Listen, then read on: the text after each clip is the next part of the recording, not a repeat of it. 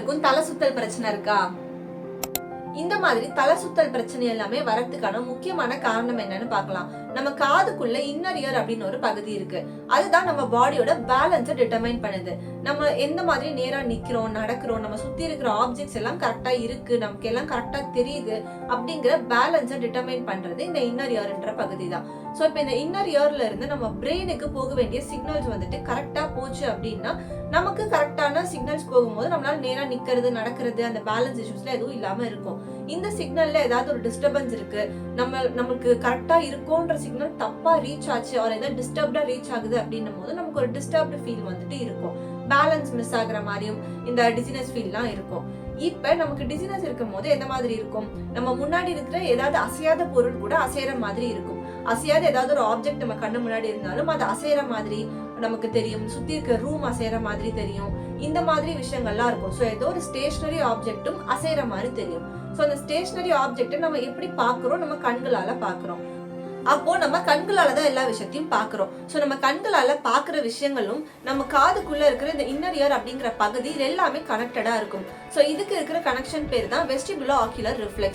இந்த கனெக்ஷன்ல எந்த ஒரு டிஸ்டர்பன்ஸ் வந்தாலுமே நம்மளுக்கு இப்ப அசையாத பொருளுமே அசையற மாதிரி தெரியாதுதான் நமக்கு இந்த மாதிரி டிசினஸ் எல்லாம் கொடுக்கும். ஸோ இந்த ரிஃப்ளெக்ஸ்ல இருக்கிற டிஸ்டர்பன்ஸ்னால நமக்கு ஒரு பொருளை பார்க்கும் போதுமே அது அசையாம இருந்தாலும் அசையற மாதிரி இருக்கிறது, ஆர் அது அசையறதும் நமக்கு அதிகமா அசையற மாதிரி தெரியறது, நம்மளுக்கு இந்த ரூம் சுத்துற மாதிரி இருக்கிறது, இல்ல ஏதாவது பொருள் அசையறது, படுத்து எந்திரிச்சா நம்ம தலையை அசைக்கும் போது, நம்ம தலையை அசைச்சு ஏதாவது ஒன்று பார்க்கும் போது தலை சுத்தல் வர்றது, இந்த மாதிரி பிரச்சனை எல்லாம் நமக்கு வரும். ஸோ இந்த பிரச்சனைக்கு தான் நம்ம கண்களும் இதுக்கு சம்பந்தப்பட்டிருக்கு அப்படிங்கிறதுனாலதான் நம்ம கேஸ் ஸ்டெபிலைசேஷன் எக்ஸசைஸ் அப்படின்றத பண்ண போறோம்.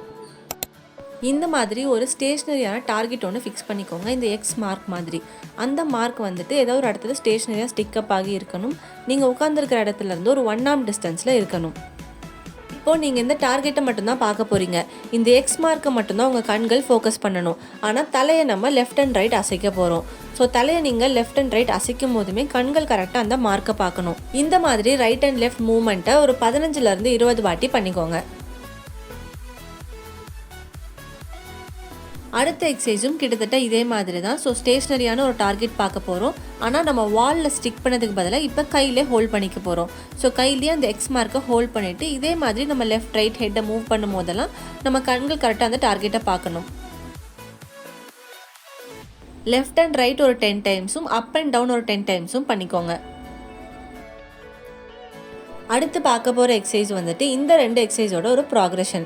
இந்த 2 எக்ஸசைஸ் நீங்கள் நல்லா பண்ணிட்டீங்க அப்படின்னும் போது நீங்கள் அடுத்த லெவல் பண்ணலாம். ஸோ அடுத்த எக்ஸசைஸில் இந்த மாதிரி 2 டார்கெட் நீங்கள் பிடிச்சிக்கணும். இதை நல்லா கவனமாக பாருங்கள். ஸோ 2 எக்ஸ் டார்கெட்டை நீங்கள் இதை கையிலையும் ஹோல்ட் பண்ணிக்கலாம், இல்லைனா செவுத்துலையும் ஒட்டிக்கலாம். இப்போது நல்லா கவனிங்க. ஃபர்ஸ்ட் உங்கள் கண்கள் தான் அந்த டார்கெட்டை பார்க்கணும். ஸோ நீங்கள் ரைட் கையில் பிடிச்சிருக்க டார்கெட்டை நீங்கள் பார்க்க போகிறீங்கன்னா ஃபஸ்ட்டு கண்கள் அந்த டார்கெட்டை பார்க்கணும், அப்புறமா தலை திரும்பணும். அதே மாதிரி நீங்கள் திருப்பி அந்த தலையை இன்னொரு டார்கெட்டுக்கு போகும்போது ஃபஸ்ட்டு கண்கள் தான் அந்த டார்கெட்டை பார்க்கணும், அப்புறம் தலையை திரும்பணும். ஸோ இதை நல்லா கவனமாக பண்ணணும். மறந்து போய் நீங்கள் ஃபஸ்ட்டு தலையை திருப்பிடக்கூடாது. ஸோ ஃபஸ்ட்டு நீங்கள் ஒரு டார்கெட்டுக்கும் ஸ்விட்ச் ஆகும்போது முதல்ல கண்கள் அந்த டார்கெட்டை பார்க்கணும், அப்புறம் தலையை திருப்பணும். அதே மாதிரி அடுத்து திருப்பி கண்கள் இந்த பக்கம் பார்க்கணும், தலையை இந்த பக்கம் திருப்பணும். இது மாதிரி பண்ண போகிறீங்க. இது மாதிரி ஒரு 10 to 15 வாட்டி பண்ணிக்கோங்க. இப்போ பார்க்க போகிறது அடுத்த ப்ராக்ரெஷன் எக்ஸசைஸ். இது வரைக்கும் பண்ண எக்ஸசைஸ்லாம் நீங்கள் நல்லா பண்ணிட்டீங்க அப்படின்னும் போது அடுத்த எக்ஸசைஸ்க்கு போகிறோம். ஏன்னா இவ்வளோ நேரம் நீங்கள் பார்த்தது ஸ்டேஷ்னரி டார்கெட், உங்கள் டார்கெட் எக்ஸ் வந்து நகராது. இப்போ நம்ம பார்க்க போகிறது மூவிங் டார்கெட். ஸோ உங்கள் எக்ஸ் வந்துட்டு நகர போகுது. ஸோ இந்த டார்கெட் வந்துட்டு மேலேயும் கீழேயும் நகரும். உங்கள் தலை அசையாமல் இருக்கணும், கண்கள் மட்டும் அந்த டார்கெட்டை நோக்கி நகரப்போகுது. இது மாதிரி மேலே கீழே பார்க்குறது ஒரு 15 வாட்டியும், சைடில் லெஃப்ட் அண்ட் ரைட் பார்க்குறது ஒரு 15 வாட்டியும் பண்ணிக்கோங்க. உங்களுக்கு டிசினஸ் வாட்டிகோலாம் இருக்கும்போது இந்த எக்ஸசைஸ் எல்லாமே ரெகுலராக ஃபாலோ பண்ணிட்டு வாங்க. அதே மாதிரி உங்களுக்கு எதனால இந்த டிசினஸ் வருது, எதனால வாட்டிகோ இஷ்யூஸ் வருது, ஒரு டிஸ்டர்பன்ஸ் இருக்குன்ற காசை கண்டுபிடிக்கிறது ரொம்பவே இம்பார்ட்டன்ட். ஸோ எப்பவுமே ஒரு டிஸ்டர்பன்ஸ் இருக்கும்போது ஃபர்ஸ்ட் கன்சல்டேஷன் பண்ணிக்கிறது நல்லது. It's me HARINE.R.S, physiotherapist.